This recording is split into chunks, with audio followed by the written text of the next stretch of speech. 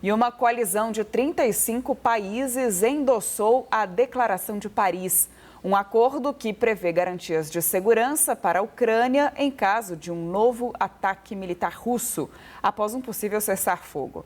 Os principais líderes de quase todos os países europeus, além de representantes da OTAN e União Europeia, se reuniram hoje no Palácio do Eliseu, em Paris, para assinar o documento.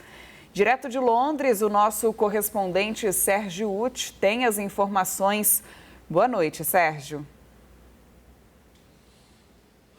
Boa noite, Marina, Celso, boa noite a todos. Bom, essa declaração que aconteceu hoje em Paris foi descrita como um marco por algumas autoridades, como os representantes dos Estados Unidos, os presidentes da França, outros chefes de Estado, mas é preciso cuidado para analisar o que foi anunciado hoje.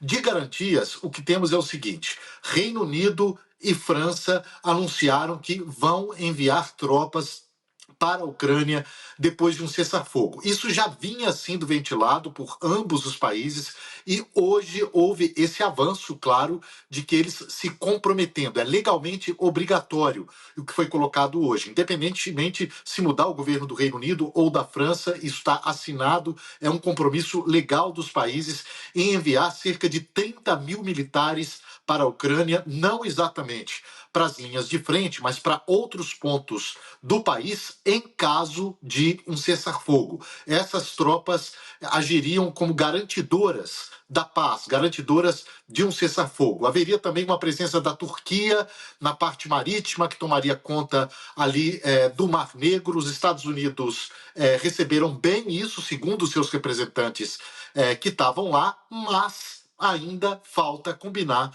com os russos. A Rússia já tinha deixado muito claro que é contra a presença de tropas estrangeiras na Ucrânia por si só. Isso não quer dizer que a situação está resolvida, ainda tem muitas questões para serem resolvidas. A principal delas ainda é a questão territorial. Nesse momento que os europeus estão organizados aí para se defender da Rússia, há outra preocupação também que vem do outro lado do Atlântico, como vocês sabem, né?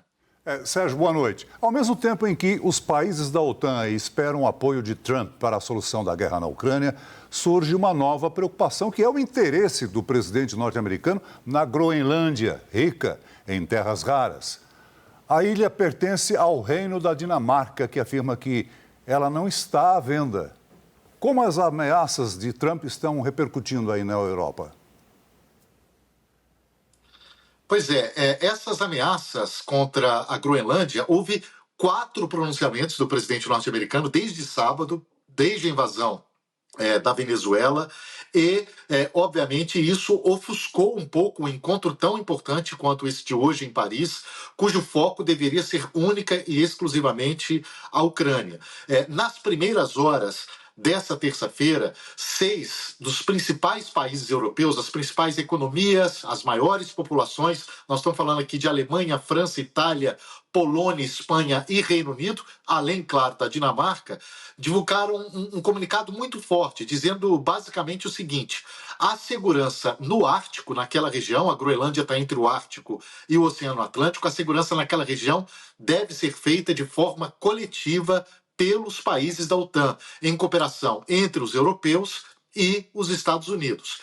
E tem uma referência ali que cabe não apenas a essa situação da Groenlândia e Dinamarca, mas também a situação da Venezuela, que os europeus dizem exatamente o seguinte, que eles reafirmam o respeito pela soberania, integridade territorial e a inviolabilidade das fronteiras, princípios consagrados na Carta das Nações Unidas. E agora à noite, na Casa Branca, o presidente Donald Trump foi questionado sobre isso. O porta-voz da Casa Branca disse o seguinte, que Donald Trump espera adquirir a Groenlândia ainda neste mandato.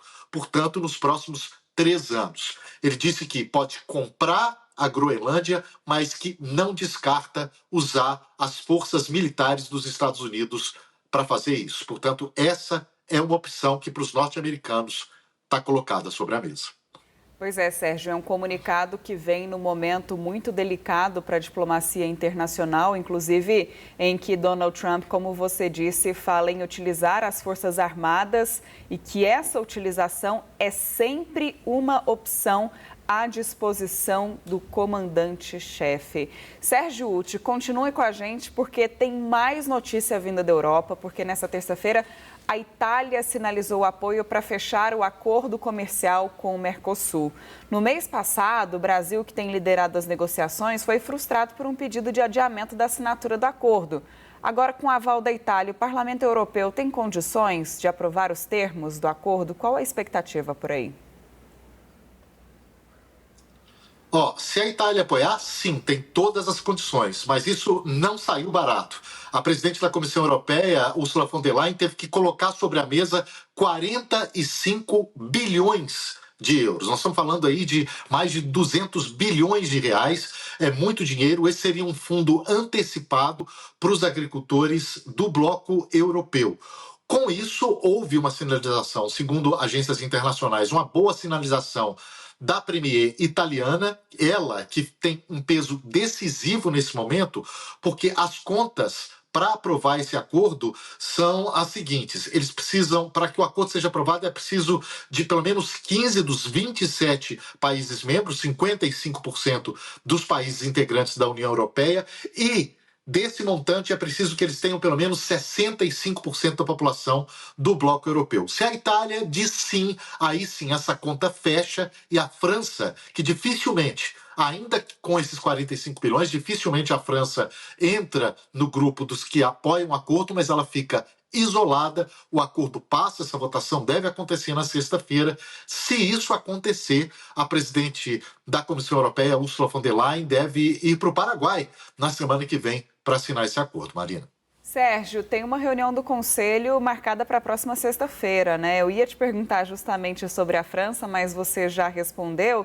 E eu queria só a sua ajuda para a gente relembrar para a nossa audiência, então, o que estava em jogo nessa negociação, porque existia uma expectativa muito grande para a assinatura desse acordo no ano passado, no final de dezembro, naquela reunião da cúpula do Mercosul em Foz do Iguaçu, aqui no Brasil, o que não aconteceu. O presidente Lula não gostou nada disso, teve uma reação muito contrária a esse posicionamento que foi colocado pela Itália e pela França, disse que se não fosse assinado naquele momento, não seria assinado mais. Como é que estão as expectativas em relação a isso? Já na sexta-feira a gente deve ter uma resposta, então. Exatamente. Na sexta-feira a gente pode ter essa resposta se essa conta fechar, obviamente, né? Se a Itália, diz sim, essa conta, como eu disse anteriormente, essa conta fecha, deixando a França e a Polônia ali de lado com outros países. Mas já há esses 15 países, o que não há, por enquanto, são essa conta dos 65% da população.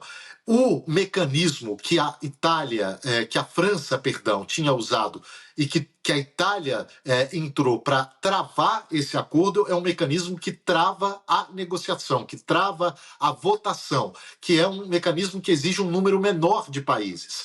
Mas, se a Itália sair, a Itália é a chave de tudo nesse momento. Se os italianos dizem, ok, concordamos, vamos aprovar, a gente pode ter sim essa resposta na sexta-feira, Marina. Sérgio, a gente já tem data para essa aprovação aí na Europa? Do parlamento?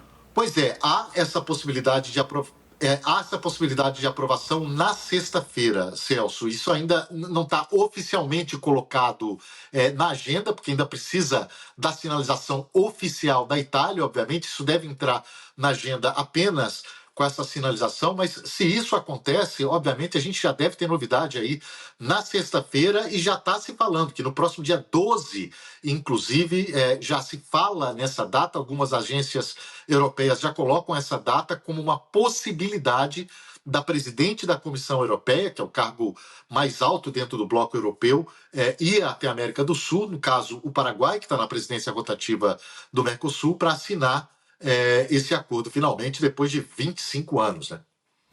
Sérgio Uti, direto de Londres, trazendo para a gente informações da Europa sobre a situação ali entre a Ucrânia e a Rússia, também um compilado da percepção da Europa sobre a invasão da Venezuela pelo presidente, pelo governo dos Estados Unidos, e essas informações também mais atualizadas sobre a possibilidade da assinatura de um acordo entre o Mercosul e a União Europeia, negociação que já se estende por mais de 20 anos. Sérgio Usti, muito obrigada pela sua participação. A gente conta contigo para trazer todas as informações aí direto da Europa ao longo da nossa programação. Um bom trabalho para você.